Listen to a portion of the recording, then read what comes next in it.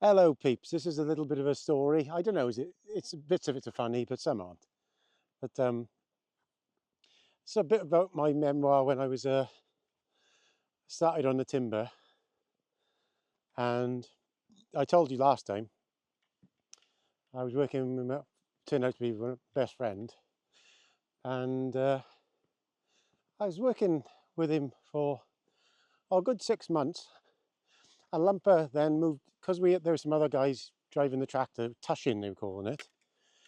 Lumper then moved on to doing tushing, and I became more proficient with a chainsaw and everything, and you just progressed up then. There was no uh, certificates or anything like that. A lot of us didn't even wear safety gear, to be honest with you. So things have changed now. But you had to learn. You learnt, or you... Sorry, my dog has got tangled up. Come on, you Wally. You learnt, or you got sacked. That's how it was in my day. Simple as that. If you were no good and you didn't make any money, you were down the road. Come on, here. Holly, Holly. So it had been like that for a while now. And we were going to move to another patch then. So I remember we moved to this other patch, and I can't really remember what happened, but Lumper had an offer for another. Um, did he have an offer for another contractor, or did somebody fall out with somebody? I can't remember now. It wasn't with the boss. It was because him and the boss got on really well. I think the boss's brother, came to work, and then they had a fallout or something like that. It was. I can't actually remember. But anyway, Lumper moved on then to another gang, and I was the only one left with his brother then. And so I started tushing then. I hadn't done it before, and if anybody thinks tushing trees out with a county in the wood is anything like driving a tractor on a farm, nothing, absolutely nothing like it. If somebody put you on one now, you wouldn't get halfway up a rack, a thinnings rack, I tell you now. There's a lot of skill to that, a lot of skill. And Bob, Lumper's brother, really taught me a lot when I was working with him. We were in thinnings, and in thinnings, basically, you have 20-year-old trees, roughly, and then you take out every 7th row and take some out from in between. Now, the way we were doing it was, which was, I suppose it was quite modern back then, you'd get the tractor in there and you'd have a winch on each side, so you'd have 2 ropes, and you may have 5 chokers or 6 chokers on each side, and you take 1 choker's lots of 5 trees behind you in the line, and then you take 5 at the side, and the guy on the saw would have them ready for you every time. A lot of skill on the saw to do that, because you have to fall them in the right place, and they're left standing up like that against the other trees. Because it was a quite steep place, I learnt quite quickly how to deal with steep ground, I gotta be honest with you. So, because you couldn't reverse up, so you had to drive up forward as far as you could go, as hard as you could go, until she wouldn't go any further, and then turn it round. But it was so steep, you see, you couldn't just turn it round. You had to put the winch to a tree, and then use the independent brakes and try and turn in the rack on the side of a hell of a steep bank. But you soon learnt how to drive a tractor after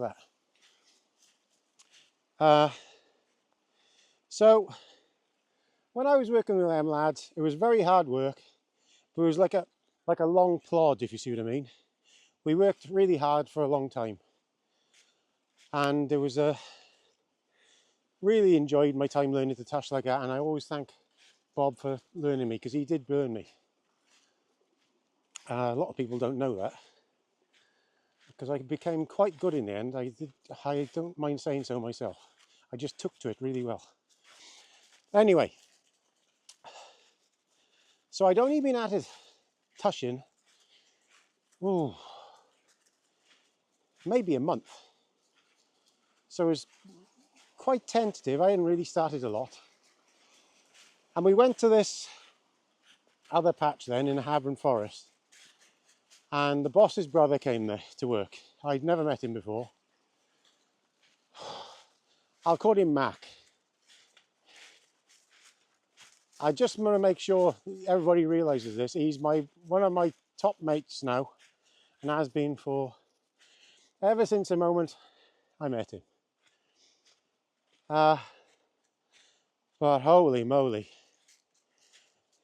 I can only describe him like that cartoon character. What the hell did they call it years ago? He was in a constant mood, but he was so much fun. Once you got to know him, he was an absolute real fun, and one of the hardest workers I've ever seen. Definitely, nobody touch him. Nobody touch him. Now I remember going to this job of thinnings in the Havern Forest with him, and he was, I'd never met him before, really, and I was a young lad. Fucking intimidating, serious intimidating, because he's in his 20s, a real muscly guy, fit as a fiddle, taking absolutely no shit off anybody. I'd say if Mike Tyson came in the room and he gave him a bit of a hassle, he'd outgo with him. He was like that, but a heart of gold. But my first week with Graham was like, all I can say, it was like Belsen concentration camp, because I've never worked so hard in my entire fucking life. We were doing this thinning again, but he couldn't drive the tractor up the roads because it was so steep. And what I was doing was reversing to the bottom of the racks. And I remember I hadn't been at this long. I'd never done it like this. We'd always got the tractor to him.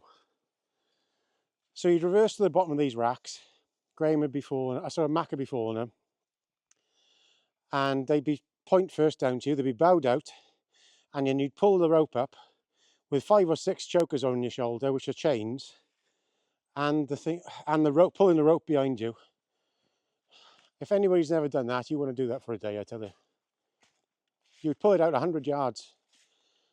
And you were constant, you'd do 20 or 30 of them a day. And you were literally so tired, you could barely lift your arms up, but you kept going. And I always remember that time for some reason, because it actually made me, I think. Because there were several times in that first week I thought, I can't fucking take this. I genuinely, my body had almost given up, and I could almost hardly jump into the tractor. But I was determined not to give in to Graham, because I hadn't known him well then. I've said his name now. I hadn't known him well, and I was just determined. I think that's where I got my determination from, really. And that week, I don't know, we just got on then, from there ever on then. And he never changed his character. He was always mad as a lunatic, and well, what a lovely guy. Throughout my life, he saved me, stopped me getting beaten up I don't know how many times in the pub from me being wrecked. And I will always have time for him. If he's ever stuck, I'll help him out if he wants anything. But there was one particular funny one I always remember about him. We'd moved to another patch then. This was a year or two later. Really big timber this was. 10 trees plus. And then I was tushing full time then on a different machine, like one of the guys mentioned. It was it was a John Deere, like a loading shovel in reverse with a grapple on the back and a big 10-ton winch. Well, no, it was 15-ton winch, I think. But I was touching out for everybody then, and I got really good on the saw as well. But anyway, I always remember this one day. We had a guy came to work with us from Bilth. He was from New Zealand. Gus, he was called. He was absolutely gigantic. He seemed like he was 7 foot tall and huge with it. And if anybody knows chainsaws, he had a 670 Johnson chainsaw, which was a huge thing. And he used to carry it by the blade on his shoulder like this. Lovely, gentle old guy, or young guy.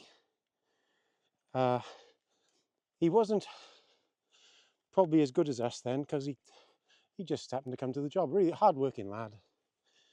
And we all got on well. But this one day, we were falling trees and bowing them. Come here, Ollie. Me and Graham, and we'd stop for a tank of fuel. So if you don't know, when you're used to work back then on a chainsaw falling timber, a tank of fuel would last you about 20-25 minutes on the chainsaw, and then you'd have to put another one in. So you'd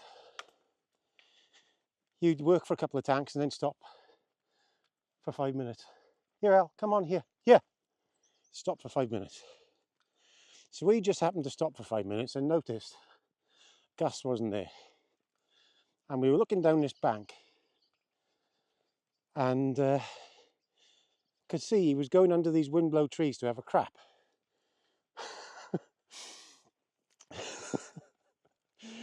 So if you don't know what a windblow tree is, it's blown over and the roots come up, but they're all lying on the side. And he'd gone underneath the tips of these things.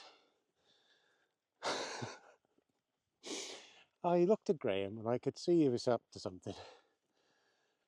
Next thing, he fired up his chainsaw, legged it over there, fell this tree right across these windblow trees at the butts of them, and it made him go like this, like that, at the point. Poor old Gus, knocked him back into his own shit.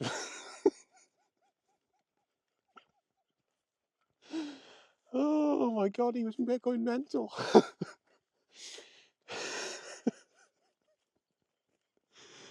Oh God almighty. I always remember that. But great times. I got so many tales about then.